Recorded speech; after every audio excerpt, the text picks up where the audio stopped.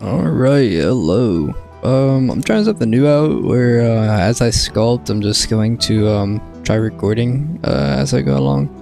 I'm not so sure how much we're gonna talk through this. I'm just kind of rewatching it and talking as I go. But yeah. When I started this one, I was about 10 minutes past it, but I decided to start recording like later on. I guess I had the idea, but yeah, anyways, this is just a random creature sketch. There's no like base reference that I'm really going off of while I'm working on this. I'm just kind of playing around with shapes and trying to get into the practice and the move of it all.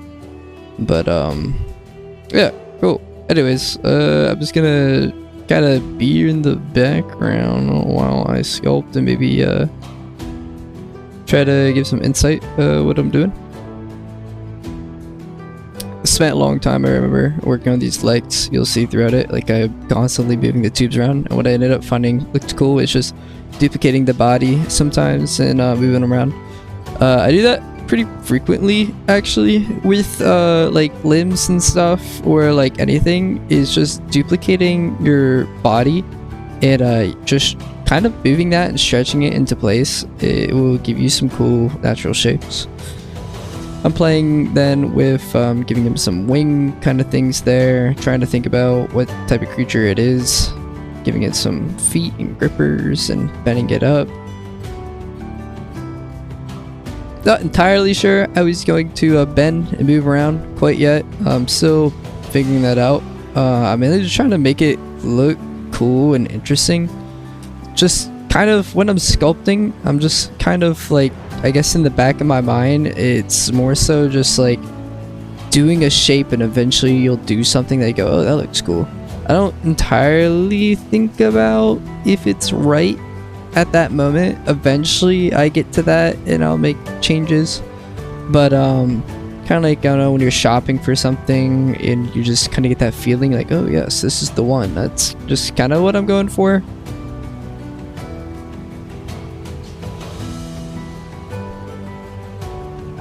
Playing with the legs a little bit, just trying to get bones popping out and muscles and figuring out how that will go. Filling in some kneecaps, you need to be able to bend there, put in some tendons, then heading on to work on the face a little bit. I remember while working on this, and even now, because I didn't finish this guy, it's just kind of like a daily sculpting, I guess. So I'll just go to like what I do on that day. But even now, I'm not entirely sure what to do with the face. It has it kind of looks like the sun or something on the head. But I just know that I like the shapes. And eventually I get back to it and I do some more stuff to it. But now I'm just really trying to work on some of the shapes and getting muscles to go where they need to go. He's a very large back, so popping out some shoulder blades to kind of maybe break that up a little bit. And most of my things, I kind of like build a base and then I like to add more onto it, kind of like layers in a way, where, you know, the naked body is going to be layer 1, and then maybe hair will be layer 2, and then like clothing will be layer 3, and so on, so on. Not as in like actual sculpting layers, but like just in like its theory or whatnot. Like horns could be like layer 4. Like, I don't know if that makes sense, but it's just kind of like how I see it, is in you know, just an animal with nothing going on it, at least to me, is like, you know, pretty easy and simple to do. Not easy per se, but like, you know, you could always add more, and I don't know, it gives more of like an oppressive factor. Working on the palms of these hands a bit more, stretching them out, seeing what's going on with those. Just trying to get some cool anatomy looking. I don't really have any reference going on for this part. Eventually I do get reference. My girlfriend points out that it kind of looks like sugar glidery. So eventually I pull up some photos of sugar gliders to base it off of. But really I'm just trying to make it look cool. You know, like all fingers are gonna have tendons that pull the fingers. That's just how muscles work. The same thing with, like, you know, moving your arm. Your arm moves with the same muscles, and it's just kind of like that across like most animals. can't not have those there. The question is always, you know, are they lean, so are those muscles going to be showing, or are they like more fatty, so those muscles will be kind of underneath and not really showing? Or I always like to sculpt them with the muscles there, so they're more beefy in the beginning, and then maybe if I want it to be fatter, I'll go through with inflate and then do it. But I don't know, it just kind of helps me with the shapes and forms. This, I remember taking me a while, and I'm still not so sure if I'm happy with the tail, but trying to figure out what to do with the tail. I'm trying to figure out like what this creature is. Is it aquatic? Like, you know, in the wild, what's it going to do? I turned it to a black material so I can only see the silhouette, so I don't let the little things bother me, because that's not necessarily what I'm worried about. But here I'm trying to figure out like what's its tail used for. You know, is it for like just weight balance? Is it going to be used for swimming? Is it going to be like a bludgeoning weapon that it uses? Like I'm not entirely sure, so I'm still playing with that. And you know, it has wings there. You know, like how's it going to actually be able to glide or whatnot with a big fat tail? So these are still things that I'm going to maybe get to. Sometimes I feel like I do think too much about those things, though. Like at the end of the day, it is fantasy. But I originally was gonna have it blind, but I started playing with some big eyes, make it like sugar glidery, and I thought it looked kind of cool or cutie. So I think I ended up keeping those. I'm not sure if I will end up keeping them, but for now they're there. But if I decide I like it blind, it's a really easy thing to get rid of. Then going in, adding a dude, trying to figure out how big it's going to be. At first I thought, you know, if it's going to be gliding around, maybe it's really small. But then I think I ended up pitching that, decided that maybe I want people to be riding it. So maybe I'll like give it a saddle, perhaps. Yeah, this is definitely really weird to be talking about, because I just sculpted for this day and then I instantly am recording these videos, so you're kind of getting like a thought process throughout projects. It can look completely different in the future, or it could just be like, you know, this is how it is. I mean, I'm just going over like my day-to-day sculpts, pressing that record button, documenting them. I'm not so sure. You're just being taken along with me while I do it.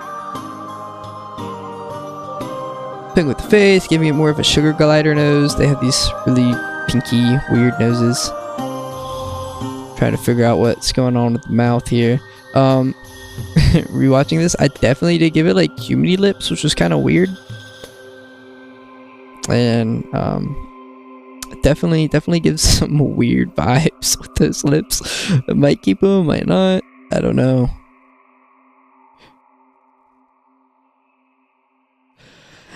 Definitely has a very small head. Playing with the tail some more, decided maybe they're like glands hanging from its tail. I don't know for what. I have no clue. Adjusting its little stretchy flaps here, making them more like skin-like. I like throwing in color because it helps me determine the materials while sculpting. Having everything at a grayscale can be very confusing, especially if your animal is, you know, going to have different materials on it. Like a nail's going to be different, or the top of its back is going to be more rough than the rest. You want to sculpt those as, you know, when you're doing detailing, as different materials essentially. So just trying to remember where those materials start and end can be difficult. So adding that poly paint, even if it's just in black and white, helps.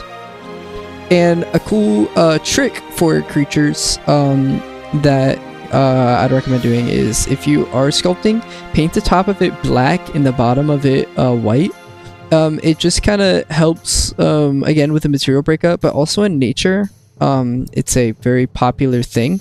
Like birds will have white bellies and then like a darker top, and then fish also have a darker top and white bellies, and that's just because since they're going to be flying or swimming, something underneath it looking up at it will see the white, which matches the sun, and something above it looking down will see the black, matching the you know, like the depths of the ocean or something. It's just kind of cool.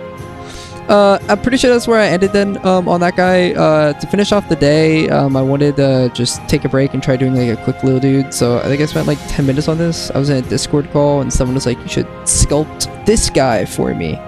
And I was like, alright, sure, I'll do it. You know, it'd be a nice little breakup, something for his game. I don't know, it was a random Discord. So, sent me his thing. I spent like 10 minutes sculpting the start, this little dude for him. It's like some Halloween thing, I don't know.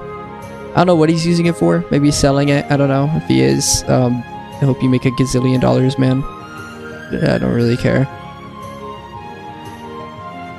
Plus it's humanoid, so it's keeping my brain fresh. Little tubes for the fingers, I'm just duplicating those. It's a pretty stylized concept that he sent. Move those around, but yeah. Coming up to the end of the video here. I don't know if this type of content is something people would like, or if I would like. If I like it and other people don't like it, then I guess that's fine, because sometimes when you're in a funk, rewatching your stuff is nice. But yeah, thank you for watching.